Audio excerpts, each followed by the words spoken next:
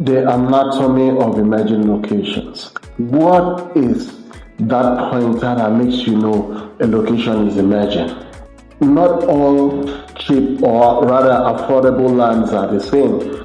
Not all peripherals are emerging locations either. For a land to be considered emerging, it has to have some structural elements which is going to drive commercial and residential demand. Keyword, commercial and residential demand to the area over a projected period of time. It is still can only be described as emerging if all of this is in place, and most importantly, the price is yet to reflect that which is already there.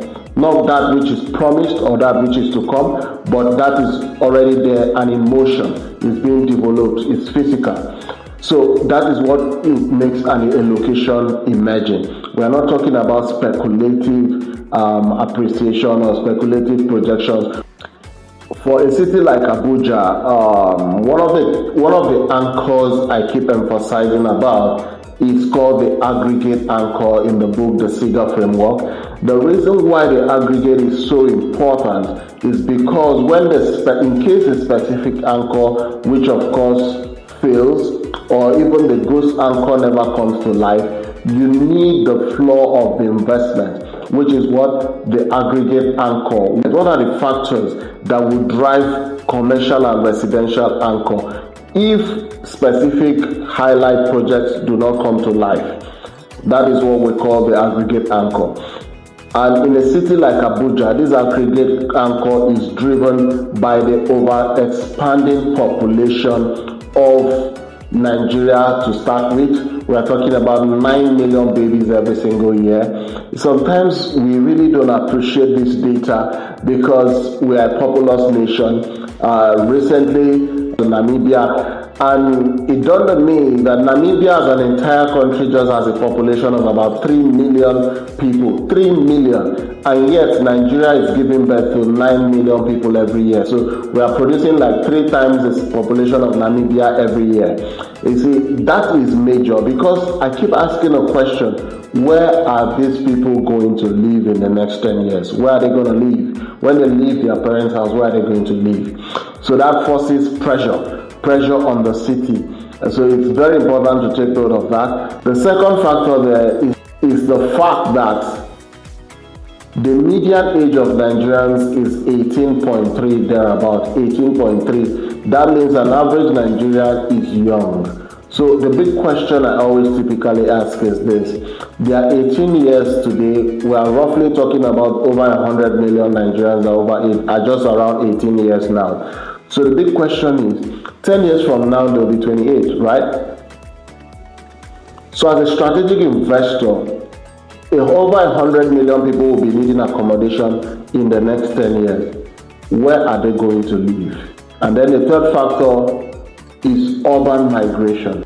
Now, there are not many commercially viable cities in Nigeria. And some of the few, I'll take a case study like Abuja. Abuja was planned for 3 million people, but the last census puts the population of Abuja already at over 4.5 million. So you see the city has already overstretched its capacity. And that's why you see the peripherals are beginning to expand and absorb into the major city, the likes of Lugbe, the likes of Lokogoma, the likes of Kubwa axis. All of that is being collapsed into the city because the city has to keep expanding outwards to absorb the population that is coming in. And remember, I said the median age of Nigeria is 18 years. So in the next 10 years, we are going to have over 100 and something million people who freshly minted adults who need fresh accommodation. As a businessman, the big question becomes, where are they going to live? Are you positioned? The last important factor here is what? Housing deficit. Nigeria currently sits on about a 20 million housing deficit.